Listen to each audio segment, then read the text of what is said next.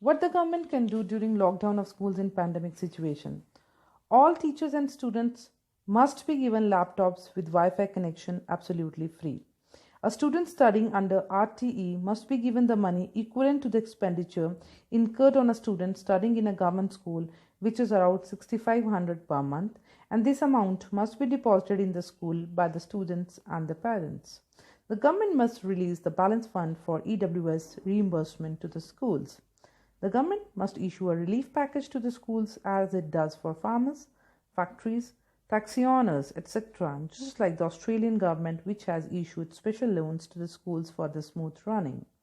The government should waive off income tax, provident fund contribution, ESI of the school staff, and board fees of the students. The government can issue the RTE reimbursement money in advance and pay the employer's contribution to the employer's provident fund and ESI. The government must also waive off electricity bill, water bill, property tax, road tax, and installments of loans paid by the schools.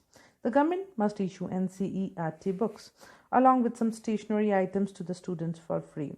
The principals and managers of unaided schools must be inducted in the advisory panels of the government, and decisions on opening and running of schools must be taken unanimously. The government must force the parents to submit the tuition fee.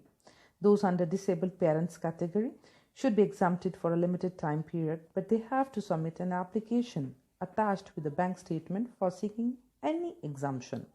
The schools must be given the liberty of paying the salary to the staff in proportion to the tuition fee received.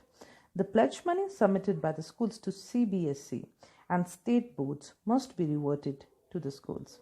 The unaided schools must be allotted special funds per student and special allowance for the employees working in the schools.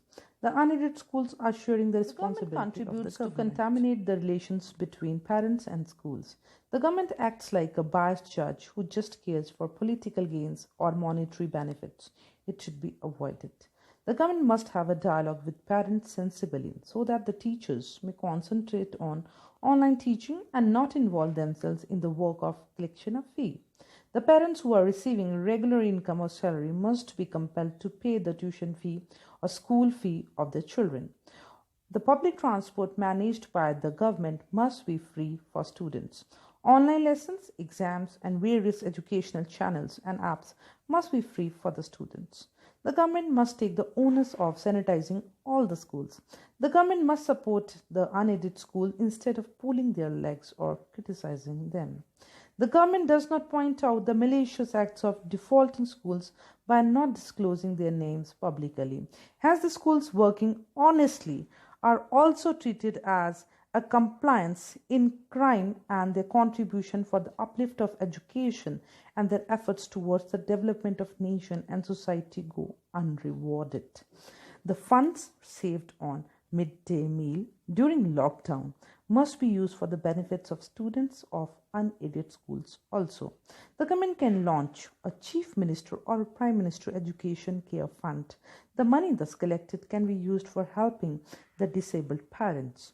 The government can open an old mobile phone bank like Uniform Bank, Book Bank, and thus can help the poor children by issuing them the old mobile phones for e-learning.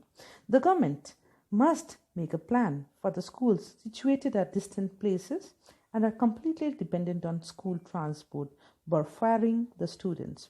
It will be tough to run school buses without charging transport fee when 1/3 of the total capacity will be accommodated.